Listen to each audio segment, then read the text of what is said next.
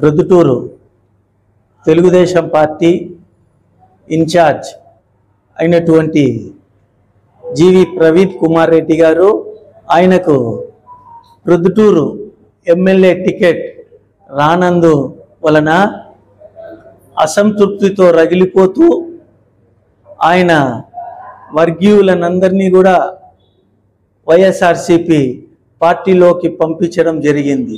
అంతేకాకుండా మొన్నటి పోలింగ్ దినంలో కూడా ఆయన ప్రత్యేకంగా ఆయన వర్గీయులనందరినీ కూడా పిలిపించుకొని ఫ్యాన్ గుర్తుకు వైఎస్ఆర్సీపీ అనుకూలంగా ఓట్లు వేయాలని అందరికీ చెప్పడం జరిగింది. ఈ విషయం మాకు ప్రత్యేకంగా బూతుకు ఓటు వేయను వచ్చిన వాళ్ళు కూడా మా దగ్గరికి వచ్చి ఈ విషయం చెప్పడం జరిగింది.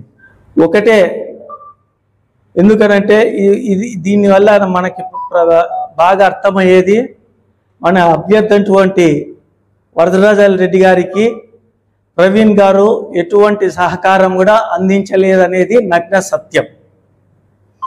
అంతేకాకుండా తెలుగుదేశం పార్టీ 2019లో మీరు కనీసం క్రియాశీలక కార్యకర్త కూడా కాదు తెలుగుదేశం పార్టీలో. కానీ చంద్రబాబు నాయుడు గారు మీరు యువకుడు, ఉక్కు ఉద్యమం నడిపిన నేతగా మిమ్మల్ని గుర్తించి మీకు ఎంతో ఉన్నతటువంటి ఇన్ఛార్జ్ పదవి ఇవ్వడం జరిగింది. మరి ఈ ఇన్ఛార్జ్ పదవిలో ఉండి మీరు పార్టీకి వ్యతిరేకంగా పని చేయడం అనేది కార్యకర్తలు కానీ గ్రామస్థాయి నాయకులు కానీ మరి ఎలా జీర్ణించుకోగలుగుతారో అనేది మీరు ఒక్కసారి ఆలోచించాలని కోరుకుంటున్నాను. ఇదే ఎమ్మెల్యే టికెట్ కోసరం ఎంతో ఆశావాహులు కూడా ఉన్నారు. మీతో సహా సీఎం సురేష్ నాయుడు గారు, అలాగే చాలా సీనియర్ నేత మల్లెల లింగారెడ్డి గారు కూడా ఈ ఎమ్మెల్యే టికెట్ రేసులో ఉన్నారు.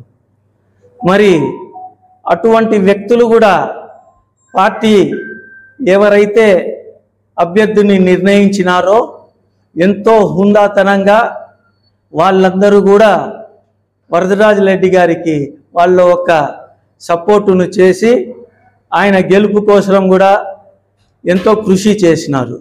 మీరైతే పార్టీకి వ్యతిరేకంగా చేసినటువంటి ఈ సందర్భంగా కార్యకర్తలు నాయకులు కూడా ఎంతో చింతిస్తున్నారు. ఈ విషయం నిన్నటి దినం మన కమలాపురం ఎమ్మెల్యే అభ్యర్థి అయినటువంటి పుత్తా చైతన్యరెడ్డి గారు కూడా ప్రెస్సుకు పోగటంలో జరిగినటువంటి విషయం కూడా ఆయన కూడా ప్రజల ముందుకు తీసుకురావడం జరిగింది. చంద్రబాబు నాయుడు గారు కూడా ప్రొద్దుటూరుకు వచ్చినటువంటి సందర్భంలో ప్రవీణ్ కుమార్ రెడ్డి గారిని కూడా మేము పార్టీ గుర్తించి ఆయనని మంచి సముచిత స్థానం కల్పిస్తామని కూడా చెప్పడం జరిగింది. అయినప్పటికీ కూడా మీరు ఓపిక పట్టుకోకుండా ఎంతో అసహనంతో పార్టీకి వ్యతిరేకంగా పనిచేసినారు. మరి ఈ విషయంను కూడా పార్టీ అధిష్టానం దృష్టికి పోతుంది కాబట్టి మరి మేమైతే ఏం చెప్పలేం. పార్టీ ఏమొక క్రమశిక్షణ చర్య తీసుకుంటుందో అది పార్టీకే వదిలేస్తున్నాం. ప్రొద్దుటూరు తెలుగుదేశం పార్టీ ఎంతో పటిష్టంగా ఉంటుంది.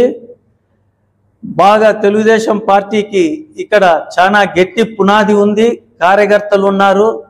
అటువంటి స్వచ్ఛమైన కార్యకర్తలు కూడా మీరు పార్టీకి చేసినటువంటి ద్రోహానికి చాలా బాధపడుతున్నారు, చింతిస్తున్నారు అని చాలా బాధగా విన్నవించుకుంటున్నాం.